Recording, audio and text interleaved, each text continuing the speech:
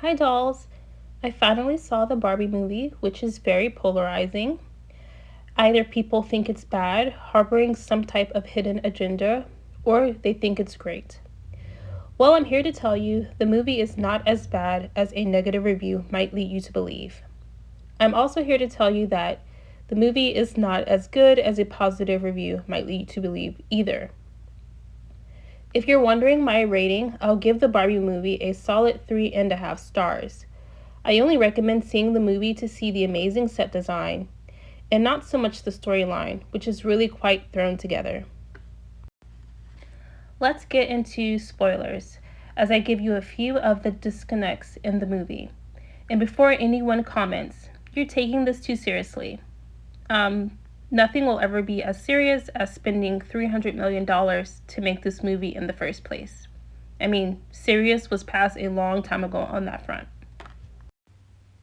There is a lot of cognitive dissonance going on in this movie, and I had to break down the movie into like 3 different sections just so I could illustrate the cognitive dissonance in this movie. So we have 2 movie sections and like an actuality section.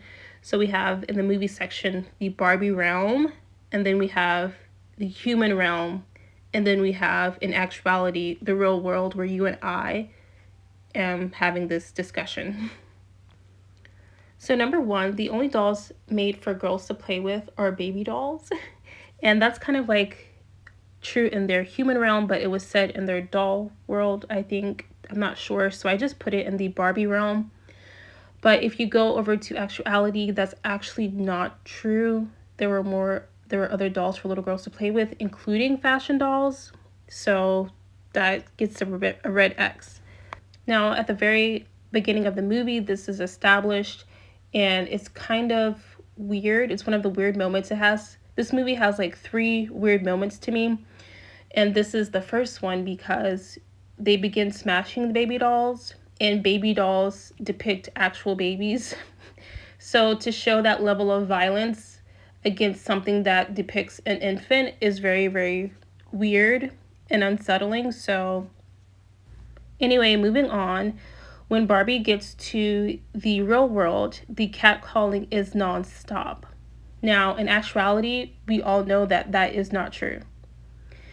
In the real world, Ken is very, very impressed with horses, the Godfather, like big obnoxious vehicles, and those things are portrayed as things that men like exclusively. And if you go over to the actual world, that is not true. Women like horses, women like beer, women like the Godfather.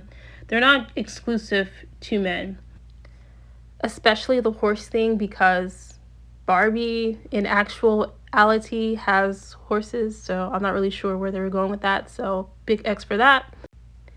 In the human realm, all of the higher ups at Mattel are all male, and in actuality, that is just not true. I think Ruth was the CEO, in fact, for like 30 years, so big red X for that. But I'm gonna be lenient on this point because I think the higher ups at Mattel being all male is kind of just like a reverse of what's happening in the Barbie realm, where all of the higher ups are women. So I think they're just like balancing it out, even though in actuality it isn't at all accurate. In the movie, only women have reasons to complain in the human realm, and we get a very long monologue by Gloria. And in the Barbie realm, only Ken complains, like only he has something to complain about, and it's because he's being like ignored or put off by Barbie, so he has a complaint on that. In actuality, we all know that men and women have things to complain about. Men complain a little bit less, but they do have things to complain about. It's not in their nature to vocalize their complaints all the time. So in the Barbie realm, Ken is superfluous, and in the human realm, Ken products are just as lucrative as the Barbie products. And in actuality, Ken was made to meet a market demand. So people that were playing with Barbies wanted a Ken. So he's not superfluous. So red X there.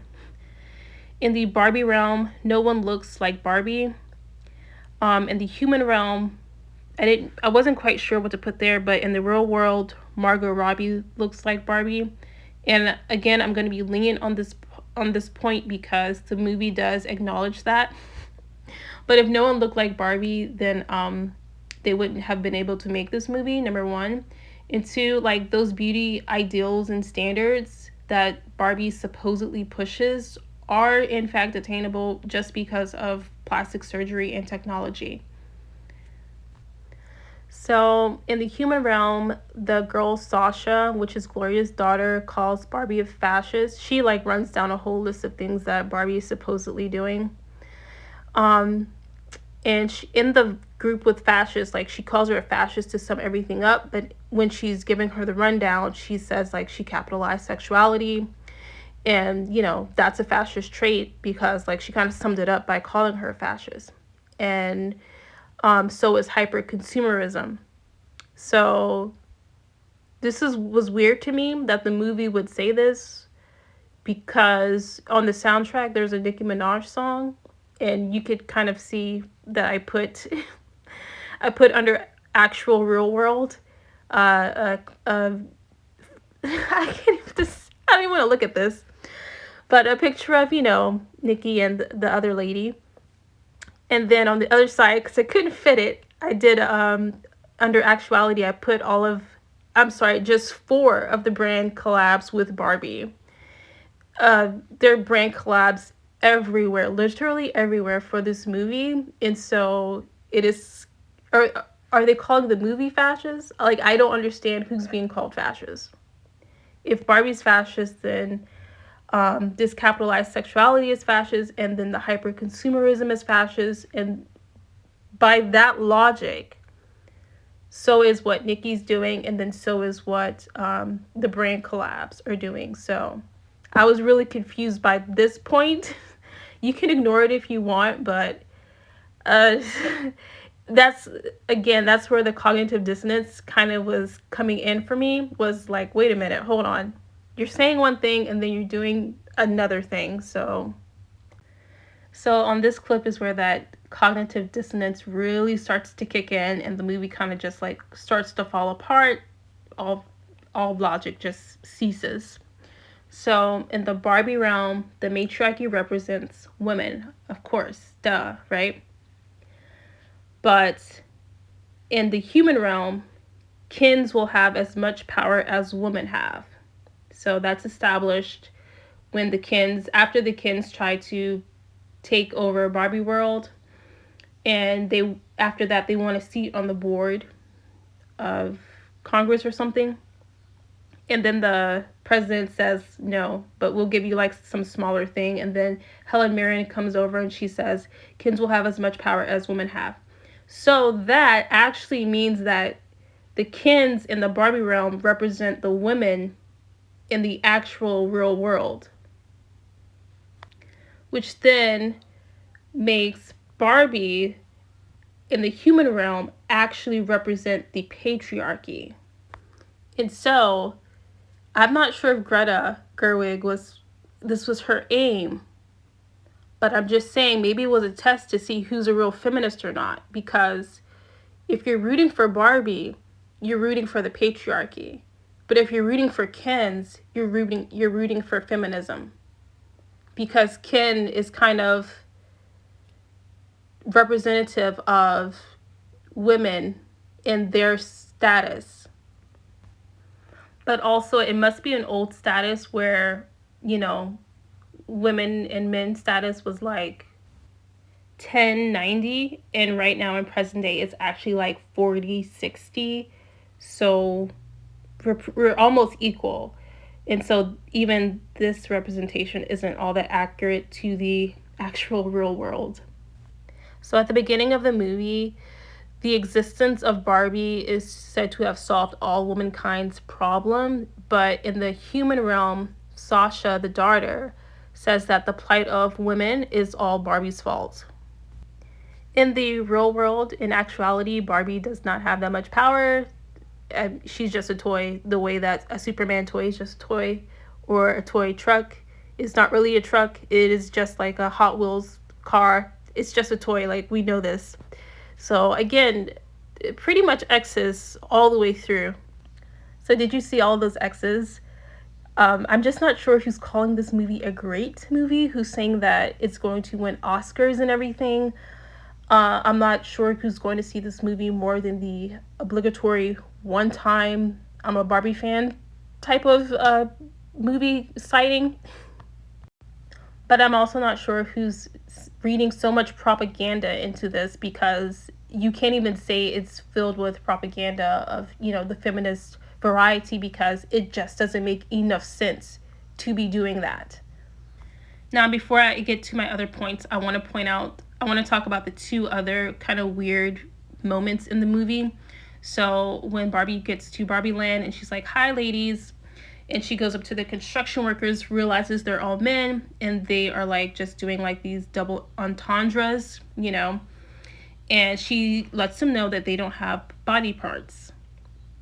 Now, in the the Barbie realm, there was also like a beach of entendre where no body parts were mentioned that they had or didn't have. So I'm like, that doesn't really make sense. And the fact that she overreacted with the construction workers by going into what body parts she has or doesn't have. Everyone knows you just ignore them and keep walking. But, that was just a weird moment. And then another weird moment was Will something. He's the head of Mattel. He calls Barbie a Jezebel, and that was like so weird. Where are they getting this? Now, I forgot, I didn't explain to y'all what cognitive dissonance is, so here's a definition for you guys to read, just so you have like a better understanding as we talk more about whatever this mess of a movie is. And again, the movie itself, like overall, wasn't a mess. Like, the set design was amazing and the acting was obviously good. It's just that the storyline was really nonsensical. And I know it's a Barbie movie, but again, it's costing them like $300 million, and this is not a $300 million storyline. The movie has been called a satire, except I'm not sure that the movie, and by that I mean Greta Gerwig, the director, I'm not sure that she understands fully who she's satiring. Is she satiring women or the patriarchy? Is Barbie Land representing women, or is Barbie Land representing the patriarchy? Like what is it? So let's say, for instance, the Barbie Land is representing women. So in Barbie Land, the Barbies have hive mind. They're pretty much brainwashed, and they're hive mind girl bosses. Everything is easy.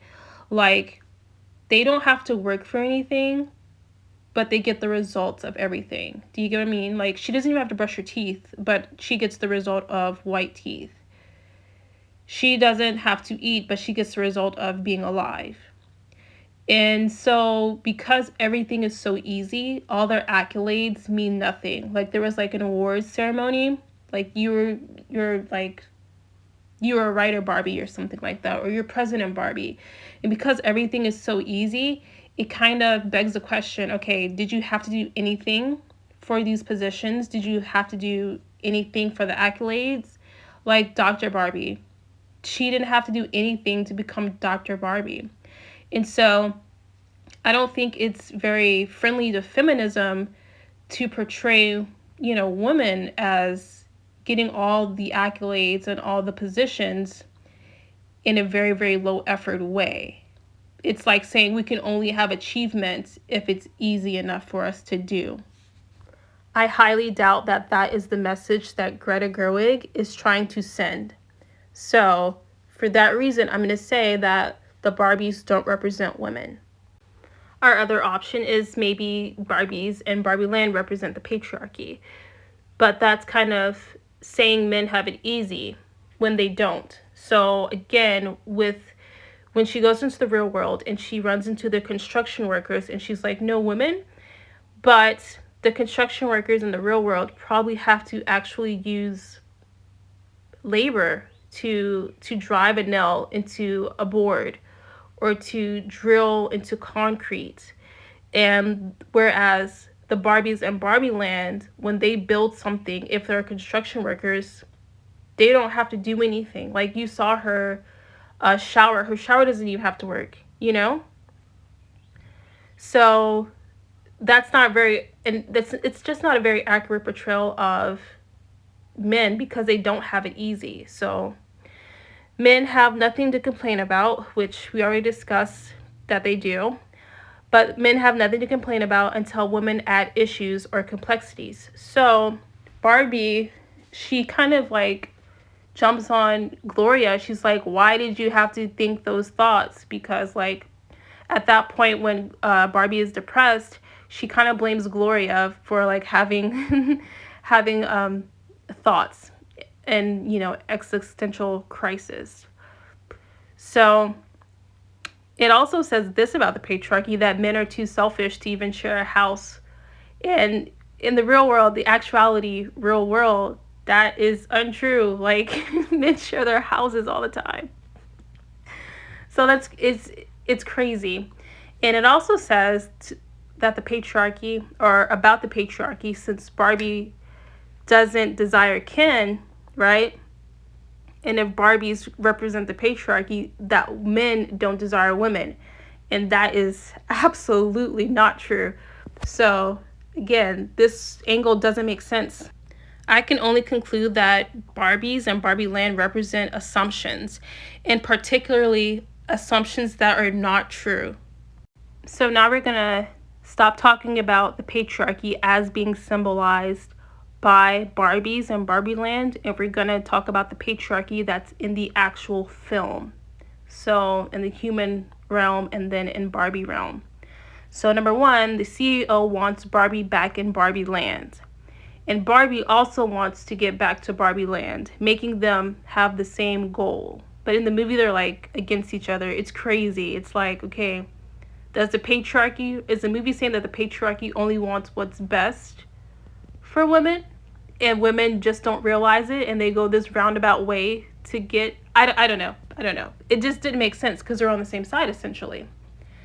So secondly, no one cares about Ken, but also he is just as lucrative as Barbie. But the CEO backs Barbie, little girls, and their dreams instead of backing Ken.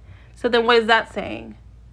Because while it's not really accurate to say that Barbie Land represents the patriarchy, it is way more accurate to say that the Kens in the film represent women and feminism in the actual real world. So is the movie saying that maybe the patriarchy support Ken no matter what, even though women could be just as contributing and lucrative, you know, and they just back Ken for the sake of backing, not Ken, back men for the sake of upholding the patriarchy itself.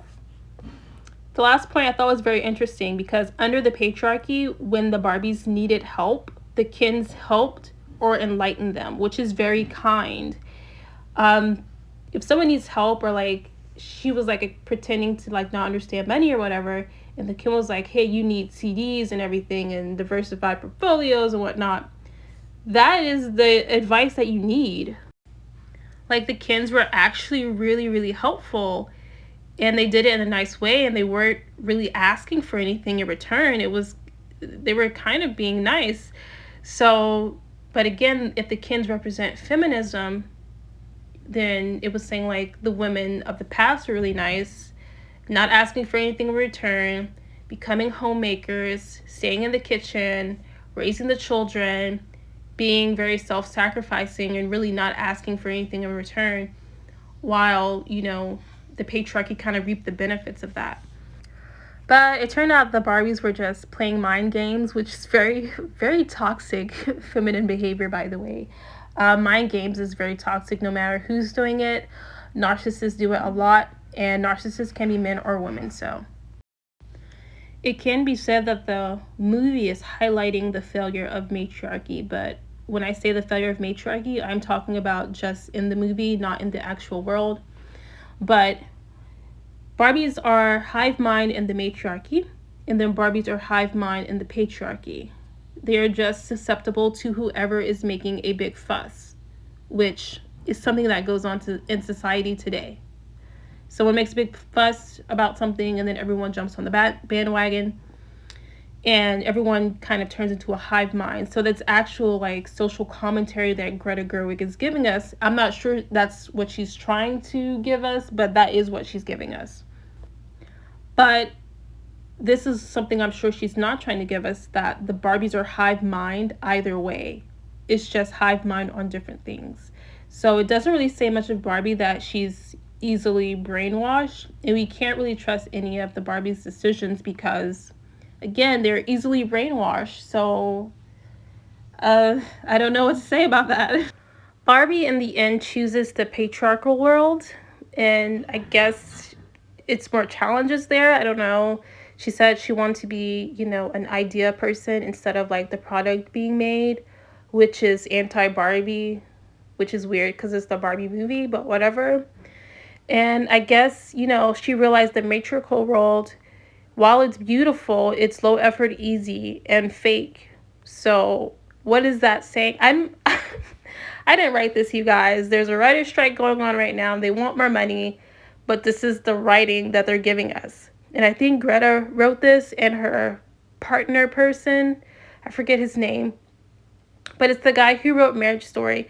They wrote this, and I'm just like, it doesn't even understand itself. So it's thrown together. I told you, this movie is thrown together. So at the beginning of the video, I said that I gave the movie a 3.5-star rating.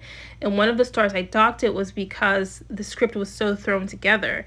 So let's talk about why I gave it or docked it another half star. This is Built Lily. Now, the movie said it was touching on all of Mattel's controversies, but it shied away from this big one right here.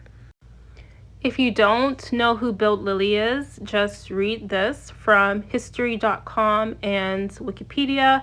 I also have Barbie books, so I know about this already. And Darling Dolls also did a fabulous video essay about Built Lily. You should check it out.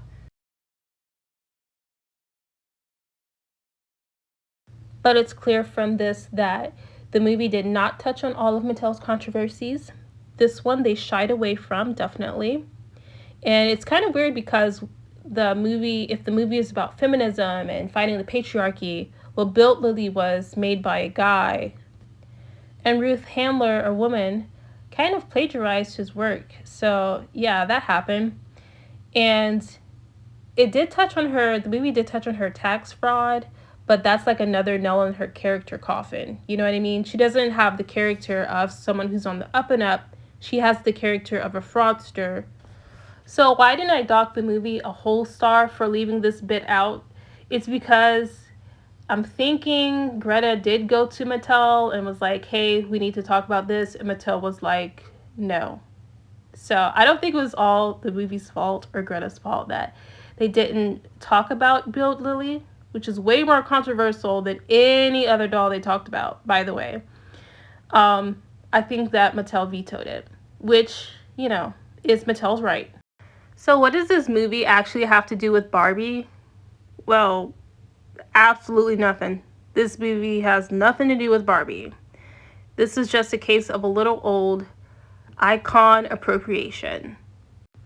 What Greta Gerwig and the other showrunners should have done was create a fictional doll for their fictional story. But I think, judging by all of those red X's that I demonstrated, we can all agree that without Barbie being that shiny object distraction, there would have been no plot worth watching at all.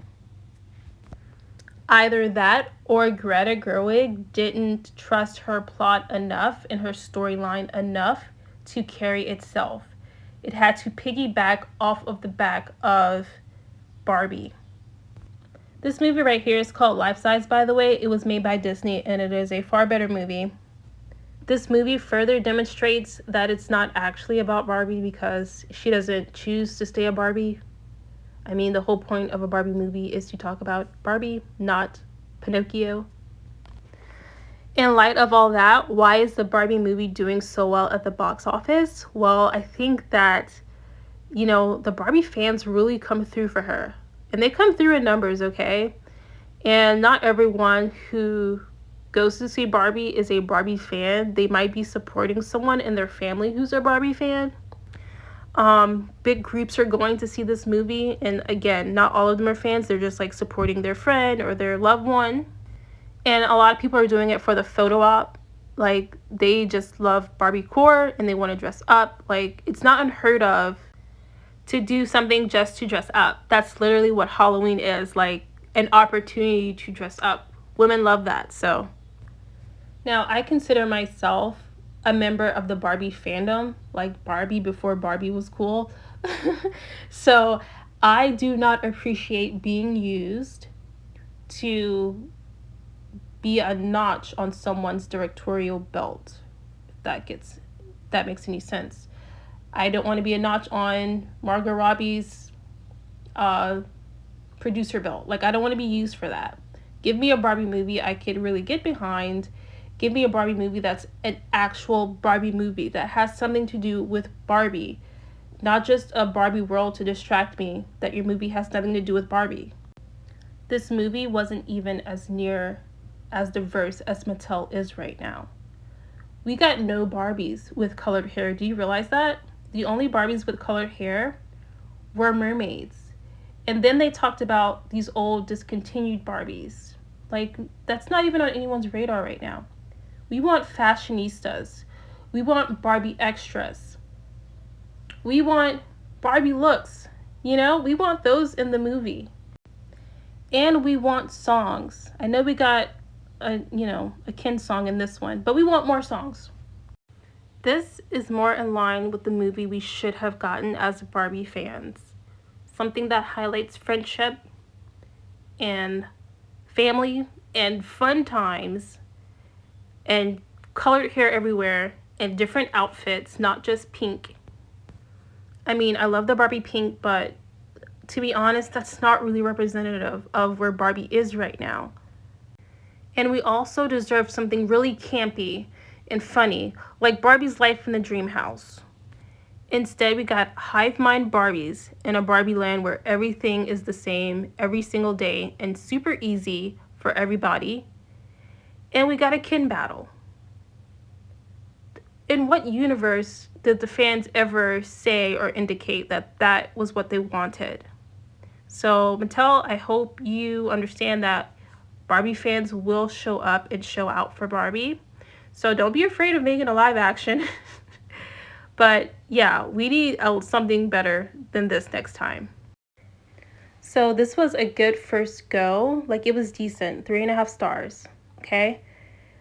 But give it another shot, Mattel. And I want Mattel to do this, not another company. Please, Mattel, you do it.